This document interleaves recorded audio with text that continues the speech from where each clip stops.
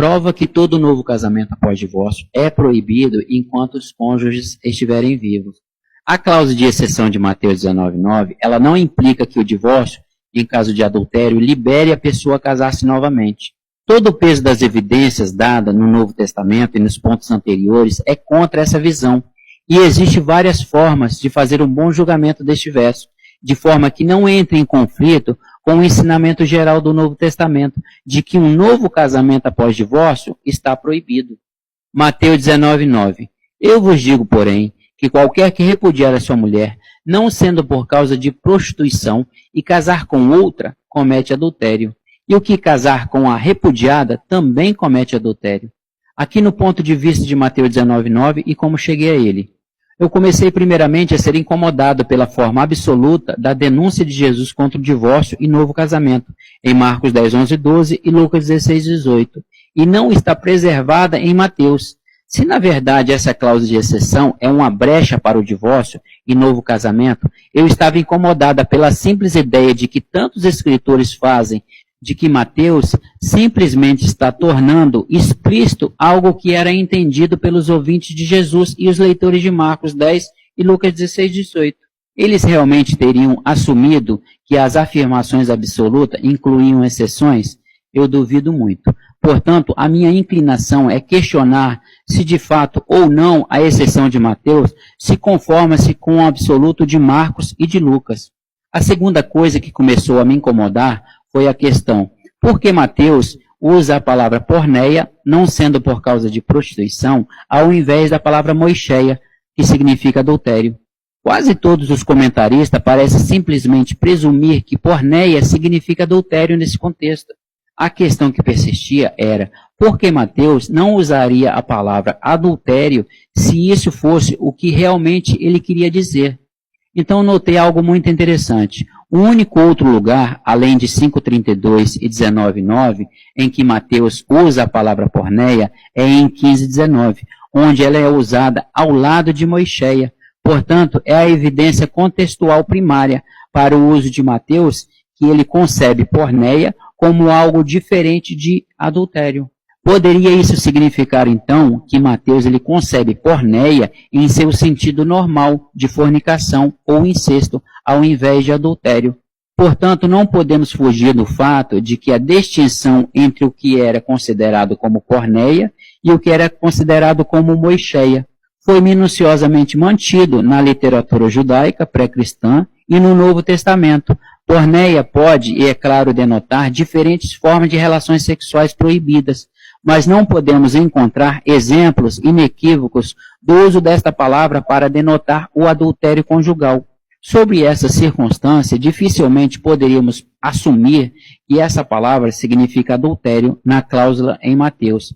A lógica do divórcio ela foi escrita como um parágrafo da lei, intentando ser obedecida pelos membros da igreja. Debaixo dessa circunstância, é inconcebível que um texto dessa natureza, o autor não tivesse mantido uma clara distinção de o que era falta de castidade e o que era adultério. Moicheia, e não porneia, seria usado para descrever o adultério da esposa. Do ponto de vista, existem argumentos fortíssimos contra essa interpretação da cláusula, permitindo o divórcio no caso de a esposa ser culpada de adultério.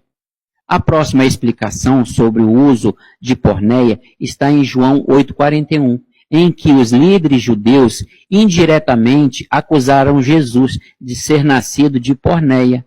Em outras palavras, uma vez que eles não aceitavam o nascimento virginal, assumem que Maria havia cometido fornicação e Jesus era resultado desse ato. Com base nessa pista, voltei para estudar o registro de Mateus do nascimento de Jesus em Mateus 1:18-20. Nesses versos, José e Maria são referidos como marido e esposa. Ainda assim, eles são descritos como noivos somente. Isto provavelmente vem do fato de que as palavras marido e esposa eram simplesmente homem e mulher, e do fato de que o noivado era um comprometimento muito mais significante do que é hoje. No verso 19, José resolve se divorciar-se de Maria.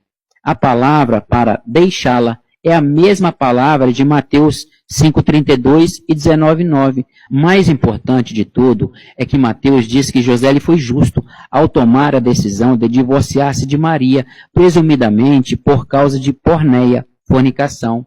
Portanto, enquanto Mateus ele procede em construir a narrativa do seu evangelho, ele se encontra-se no capítulo 5 e depois no capítulo 19, precisando proibir todo o casamento após divórcio, como ensinado por Jesus, e ainda permitir divórcio como aquele que José considerou como possibilidade, por pensar que a sua noiva era culpada de fornicação, porneia. Assim, Mateus ele conclui a cláusula de exceção, em particular para exonerar José, mas também, no geral, para apresentar que tipo de divórcio alguém talvez procure durante um noivado, por causa de fornicação, não está incluído na proibição absoluta de Jesus. Essa interpretação da cláusula de exceção tem várias vantagens. Ela não força Mateus a se contradizer no significado claro e absoluto de Marcos e Lucas e o inteiro ensinamento do Novo Testamento, apresentado em Romanos 7:3, 1 Coríntios 7:10, 7:39, incluindo o próprio ensinamento absoluto de Mateus em 19:3-8. Provê uma explicação para essa palavra porneia e é usada a cláusula de exceção de Mateus, ao invés de moicheia.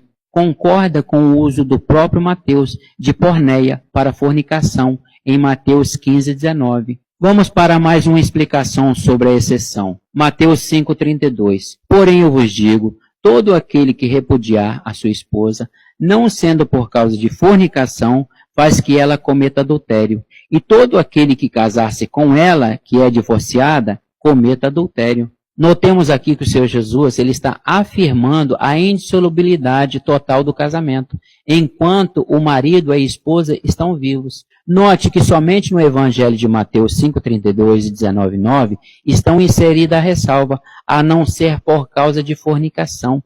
Note que essa é a correta palavra usada, inclusive por João Ferreira de Almeida, em 1693, pois vem do grego porneia, pois isso se aplica à situação peculiar dos judeus. Veja no verso 5:1, a quem ele estava se dirigindo, à multidão e aos discípulos.